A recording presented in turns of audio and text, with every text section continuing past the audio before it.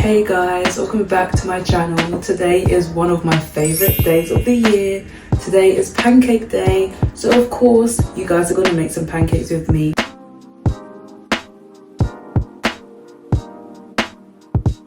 This time I'm going to give you a recipe, okay? It will be put down in the description below. You can follow along because I've realized I always bake by eye and some people struggle to do that. So here is my world famous recipe, which for the first time ever, I'm going to be sharing with you.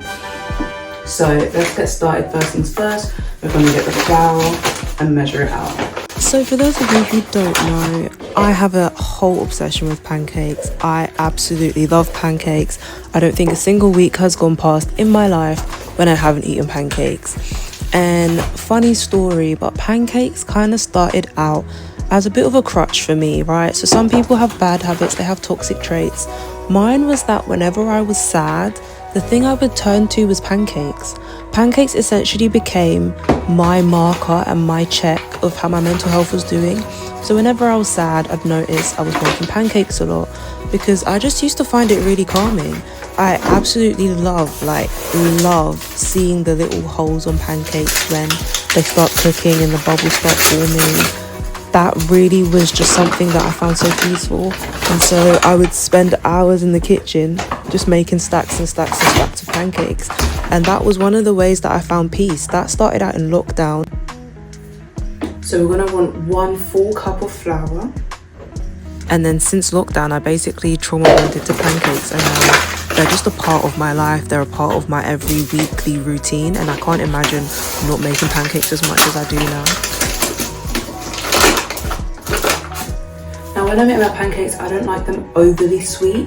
So normally I add less sugar than I do flour, but if you want it to be sweet, feel free to add more sugar.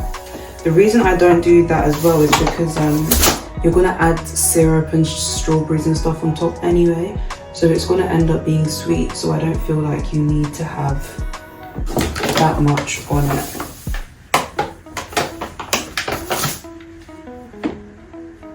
Yeah, that's roughly right. And even though I have put a recipe again, you don't have to stick to these exact measurements. You can amend them as and how you want to. And now I'm going to crack in my eggs. Can't lie, I might add in a 3rd egg. I might just do it. Because these eggs are itsy bitsy.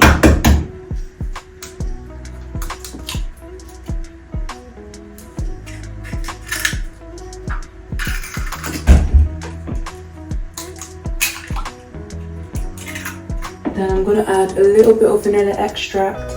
This recipe is very amendable, so literally just add up however much you want. If you do want, you can add some cocoa powder and just substitute out some of the flour for cocoa powder instead. I'm going to add quite a bit of baking powder because this is going to make quite a lot of pancakes. So again, if you don't want to make this many, just amend it how and as you want to. Is my milk still in date?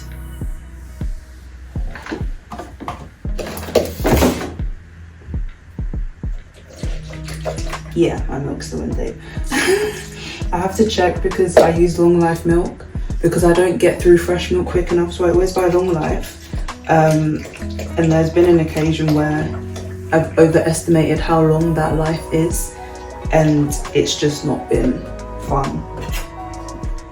Okay, and now all I'm literally doing, mixing all this in together.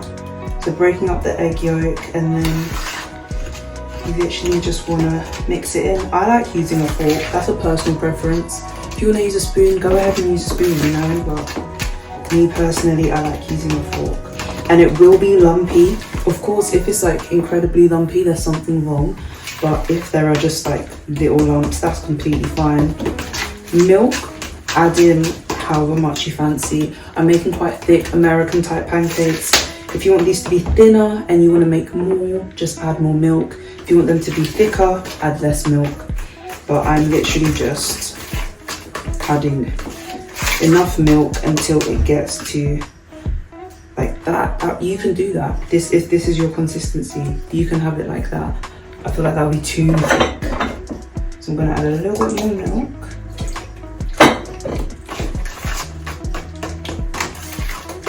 and just mix this all in together.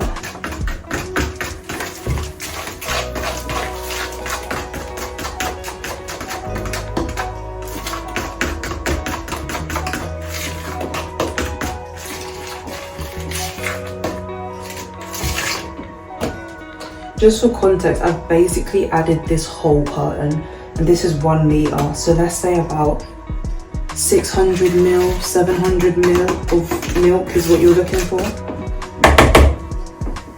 And let me just double check the consistency now. So that is the consistency that I look for. It's pourable, but it's still a bit thick, it's not that thin. And these are to get the American style thick fluffy pancakes. But yeah, this is my mix all done. Now let's get to frying. Okay, so I'm gonna get the pancakes cooking. I've just put sunflower oil in a pan.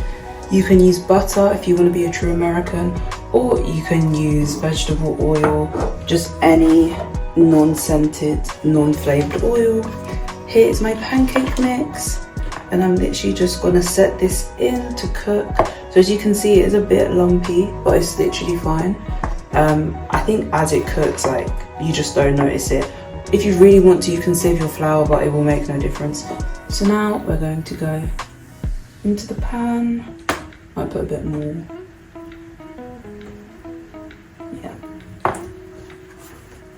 So while the pancakes are cooking, I'm going to get started on these strawberries. Now this might be a little controversial, but I need to say it. There is only one topping, only one that is allowed on pancakes, and it is strawberries and syrup. That can be golden syrup, that can be maple syrup, and that is all the choice you get. It should not be anything other than that. There is no lemon and sugar over here. There is no chocolate Nutella over here. Although that is a good combination, I will allow Nutella and strawberries. I will allow Nutella and strawberries, but the main superior supreme topping that we should all respect and all make sure we have this pancake day is strawberries and syrup. Okay, I don't want to see any ice cream, I don't want to see any cinnamon, I don't want to see any strawberry sauce. I want to see strawberries. I don't want to see blueberries, I don't want to see raspberries.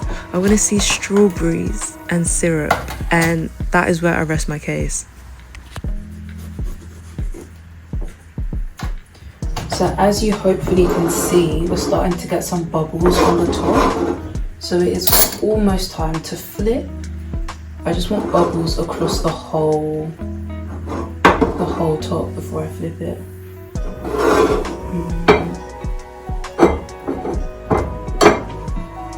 You guys also can feel free to add things into your pancakes. I'm iffy with the toppings, but if you want to put like chocolate chips in the mix or blueberries in the mix, you can go ahead, just coat them in flour and toss them in the batter and it should be fine. I'm gonna give this a flip because I feel like it's burning. This is not going to be a good pancake. Oh no, I can't get underneath it. There we go. Lovely. Do you know what they say? Throw away the first pancake, we'll keep it. It's still good, but hopefully the next one will be better. I think where I go wrong with pancakes and where people can go wrong with pancakes is that the batter doesn't really even matter all too much. It matters how hot your pan is. If your pan is too hot, it won't cook properly and it will go rubbery and doughy. If your pan is too cold, it won't cook properly and it will go rubbery and doughy. So what I usually do is literally just trial and error. I usually go for a medium-high heat, but what can also affect it is the pan. You need to be using a non-stick or like a stainless steel or whatever pan that won't stick. My pan used to be non-stick and I've started scratching it up, and now the non-stick is not non-sticking how it should be. So I was having a bit of difficulty flipping all of these pancakes, and that's no one else's fault but my own. But if you can get a pan which is non-stick, that will be best. And when it comes to flipping pancakes, as you just saw in my kerfuffle, you actually just have to commit to it and you just have to see it through. Even if you start flipping it and you're thinking, oh no, it's gonna go terrible, it's gonna break, it's gonna fall, you literally just have to commit to it and just go, I'm gonna flip this pancake, and 9 times out of 10 it will go alright. Yeah, we're bordering on burning, but this pancake is finished. I'm just gonna flip this out and onto our plate. And hopefully this will create a lovely, lovely stack. I'm gonna go in again with the oil. Give it a little swish.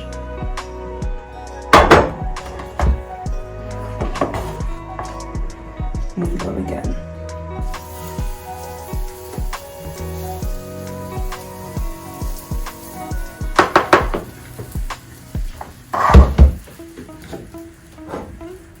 So I'm all done with the strawberries now. I'm going to finish off frying these pancakes and show you guys when it's time to eat them. And this is why the American style pancakes are superior to all others, because you can create an actual stack. That is one thing that brings me so much joy and satisfaction when I have a pancake stack. And when I say stack, I mean a stack you're going to see in about 10 more seconds. But it just brings me so much happiness. With crepes, you can't really get that. Your stack's going to be like 5 centimeters tall. With normal, flimsy, little skinny pancakes, you're not really going to get that. But with an American pancake, you get that fluffy, cakey, thick texture that you can't really compare with anything else. And so I managed to make 12 pancakes, if I'm counting correctly. This stack looks so good. It's giving fake food. You know when you like have a game and there's like a fake stack of pancakes? Can we just take a second to admire how gorgeous, how beautiful this stack is? I have never been prouder of myself than this moment. And so after my pancakes were all done, it came to the assembly time. Contrary to what you guys might think, I don't actually like eating pancakes in a stack. I find it very icky. I would rather eat 3 pancakes and eat them individually than eat them as a stack. I just don't like the thought of cutting through it like it's cake. So I always layer my pancakes very peculiarly. I like to cut my strawberries in slices and then I just layer them all across the pancake and go over with a drizzle of syrup. That's the way I've always sort of liked it. I don't like when the strawberries are cut in chunks as well. I'm just very particular with how I have my strawberries. And then the syrup just goes on anyhow, just drizzle it all over the top. And there you have it, guys. That's my masterpiece completed. I hope you guys have a lovely Lent. Enjoy Pancake Day, and I will see you very soon with another video.